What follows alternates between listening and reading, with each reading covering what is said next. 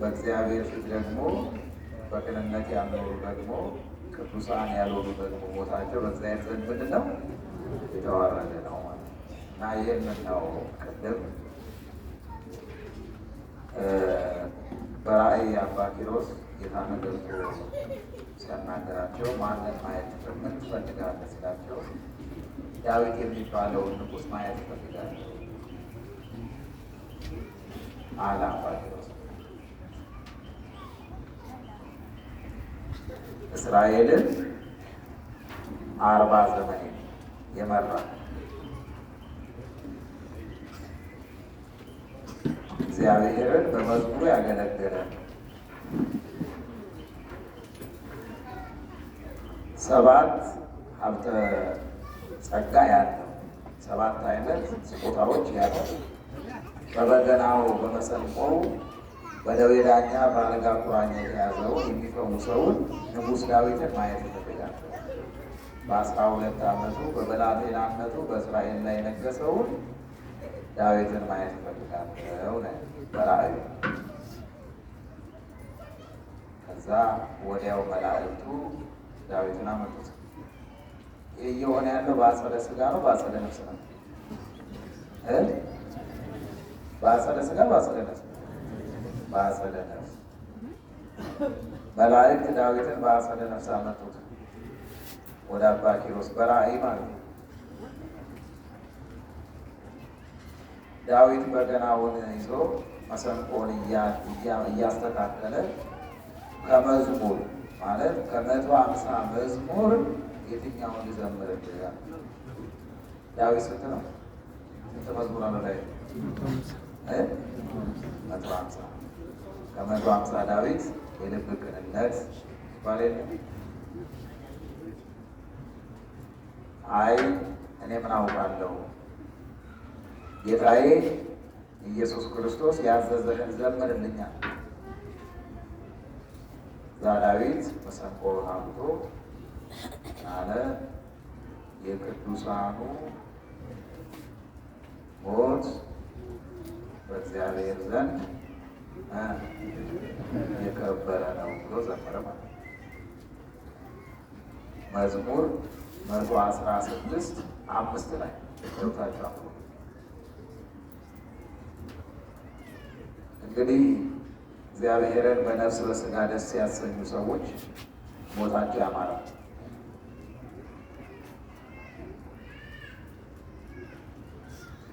በዚህ በትርጓሜያችን አንድ ታሪክ አለ።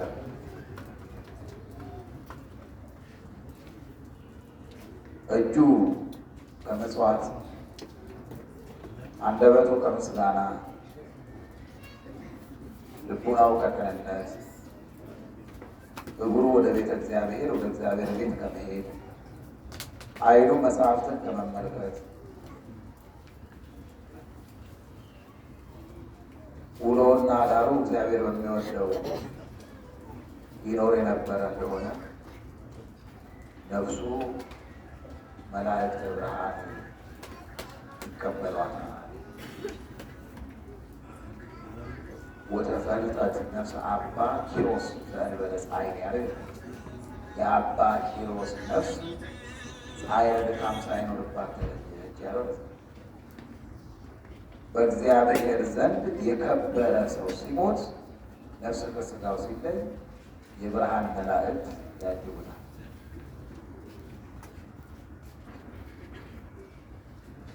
የብርሃን መላእክት እቅፍ ያደርጉታል።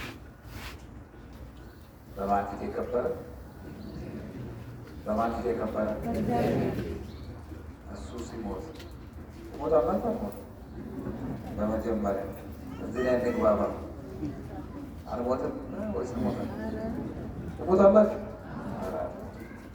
አራት ሞት አይ ኑሮ አልሞት። ግን እኮ አኗኗራችን የምንሞት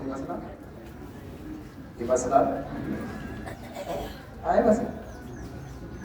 የኢትዮጵያ ሕዝብ የሚሞት አይመስልም።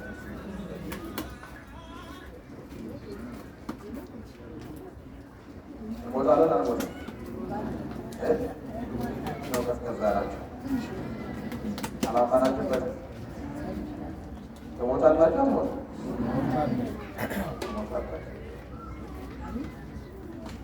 ምን ይላል ኢሳይያስ? ንሕነ መሬት ወአንተ ገባሬው፣ እኛ መሬት ነን፣ እኛ አፈር ነን፣ አንተ ሰሪያችን ነህ። እኛው ክምር አፈር ታውቃላችሁ? የሰው ልጅ ማለት ክምር አፈር ነው። የተቆለለ አፈር፣ የተቆለለ ጭቃ። የሰው ልጅ ብዙም መኩራራት አያስፈልግም ብዬ፣ ብዙም መበጣጠስ አያስፈልግም። ሀብታም ሆንክ ድሃም ሆንክ የደህና ቤተሰብም ቢሆን ባይኮንም፣ መልክ ቢያምርም ባያምርም፣ ውፍረት ቢኖርም ባይኖርም፣ የሰውነት ቅርጽ ቢያምርም ባያምርም፣ ምንድን ነው መጨረሻው? ምንድን ነው? ሞት አላቸው። ሞት ማለት ምንድን ነው? ትቢያ ነው፣ አፈር ነው። እኛ አሁን ስንተያይ እንዲያው የሚፈርስ አይመስልም። አፈር ነው። የሞተ ሰው እንዳጋጣሚ አይቼ ነበረ። ሰውየው ትልቅ ቪላ ግቢ ነው የሚኖሩት። ልጆቻቸው ውጭ ነው የሚኖሩት። አንዲት ሰራተኛ ነው ያለችው። እሳቸው እሷ ልጅቷ ጥላ ብትሄድ ሰውየው እዛው አልጋው ላይ ሞቱ። አጥሩ የውጭ አጥሩን ተዘግተዋል፣ የውስጥ ቤቱን ተዘግተዋል። እኒህ ሽማግሌ ሀብት ብቻ ነው ያላቸው፣ ሰው የላቸው። ገንዘብ ብቻ ነው ያለው እንጂ ሰው የለም። እና በሞቱ በሳምንቱ ነው አልጋ ላይ እና እንደ አጋጣሚ ያይቼ ስለነበረ ይገርማል። በአንድ ሳምንት ይቀረዋል። ከየት መጡ ያልተባሉ አንዱ ሰራዊት የሚወሩ እነ ቅቡር ሳሉ ትናትሎች አሉ። እነዛ ትናትሎች ከየት የሚመጡ ይመስላችኋል? ከራሳችን ነገር ሴሎቻችን በሞት ሲጠፉ ወዲያው እነዛ እኛን ሊበሉ የተዘጋጁ ከራሳችን ይፈጠራሉ። ሌላ ወይ ሌላ የሚበላ የለም፣ ከራሳችን የሚፈጠሩ እና የሰው ልጅ አፈር ነው የተባለው እና ብዙ አትኩራሩ እያለ ደህና ናቸው አለ። አትኩራሩ። አሁን አንዳንድ የኩራሩ ራሱ አይጠፋም። ገንዘቡን እያየ መልኩን እያየ ዝናውን እያየ ወይ ደህና ቤተሰብ ይሆናል፣ ያው ትንሽ ሞቅ ደመቅ ይለው ይሆናል። የለም እንደዛ። ሁሉም ሰው እኩል፣ ሁሉም ሰው አፈር እንሞታለን ማለት ነው። ስለዚህ ተረጋግታችሁ ነው ይሉናል። ብዙም አትደነቁ። ገንዘብ ስላለ ኢትዮጵያ አትርገጡ። ገንዘብ ስለሌለም ወይ ደግሞ ነገሩ ስላልቀጡ ደግሞ አትደነቁ። ረጋ ብላችሁ ቀለል አድርጋችሁ ኑሩ እያልኳችሁ ቢሆን ይሆናል፣ እግዚአብሔር ይመስገን። ባይሆንም ደግሞ አይሆንም፣ ማን ይመስገን እያላችሁ ኑሩ እንጂ ብዙም አትደነቁ በሚሆነው ነገር። እኔ አንዳንድ ጊዜ ብዙ ሰዎች ራስ ምታት ይዛቸው ያለ በቤተ ክርስቲያን ጉዳይ አናታቸው ሲበጠበጥ፣ በሀገሩ በፖለቲካ ጉዳይ አናታቸው ሲበጠበጥ ግርም ይለኛል። ምንም አያስፈልግ፣ መበጥበጡ አያስፈልግ።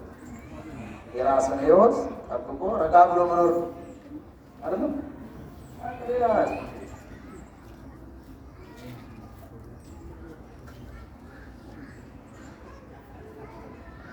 እስመ ኩሉ ጾሮ ይጸውር ቅዱስ ጳውሎስ፣ ሁሉም ሸክሙ ይሸከማል። እያንዳንዱ ስራችንን ከፍሎ የሚሰጠን ማለት ነገሩ እግዚአብሔር ነው። ስለዚህ በጎ ላደረገ በረከት፣ ክፉ ላደረገ እርግማን ይስጠው። ስለዚህ በሀገር በሚሆነው በቤተክርስቲያን በሚሆነው በአንዳንድ ነገር ተው፣ የራሳችን ህይወት ተረጋግታችሁ ሳትደነቁ ጌታ ምን አለ? አትደነቁ፣ ዳሩ ግን መጨረሻው ገና ነው አለ። አትደነቁ፣ አትጨነቁ፣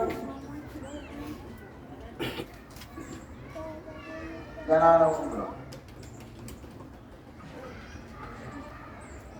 የሕግ ሰው ሲሞት ነፍሱ ከሥጋው ሲለይ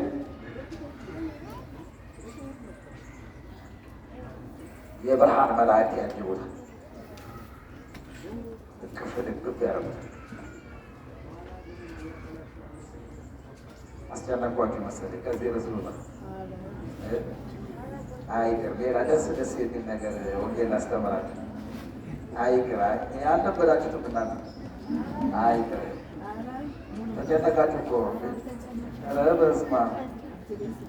ለማንኛውም በዚህ በኩል ያላችሁን ወደዚህ ወደፊት ለዚህ ጸበል ላይ ተነሱ። በዚህ ያላችሁ መጠለያ ውስጥ ያላችሁ ወደዚህ፣ በዚህም ያላችሁ ሰው ወደ ሰብሰብ ወደፊት ወደዚህ፣ ከላይ ያላችሁ መቅረት የምትችሉ ወደዚህ ሴሮች ጸበል ላይ ስለሆነ